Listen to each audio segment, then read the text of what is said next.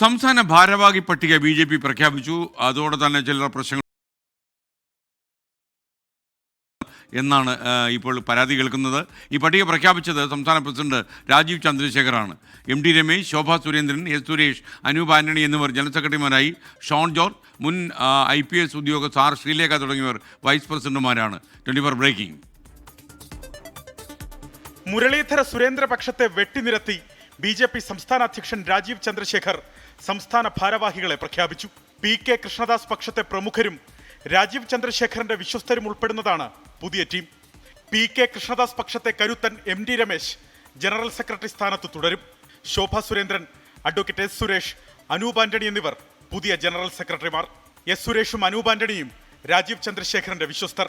മുരളീധര സുരേന്ദ്രപക്ഷത്തെ പ്രധാനപ്പെട്ട നേതാക്കളായ P. സുധീറിനെയും C. കൃഷ്ണകുമാറിനെയും ജനറൽ സെക്രട്ടറി സ്ഥാനത്തു നിന്ന് വെട്ടി പകരം വൈസ് പ്രസിഡന്റുമാരാക്കി. 10 വൈസ് GP ആർ ശ്രീലേഖയും ഉൾപ്പെടുന്നു.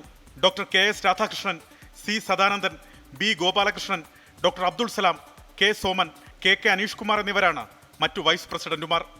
Ashokan Kulanada, K. Ranjith, Renu Suresh, V. Rajesh, Pandalam Prathapan, Jiji Joseph, M.P. Gopakumar, Poonthra Sreekumar, P. Shyamraj, M.P. Anjana Ranjith എന്നിവരാണ് സെക്രട്ടറിമാർ.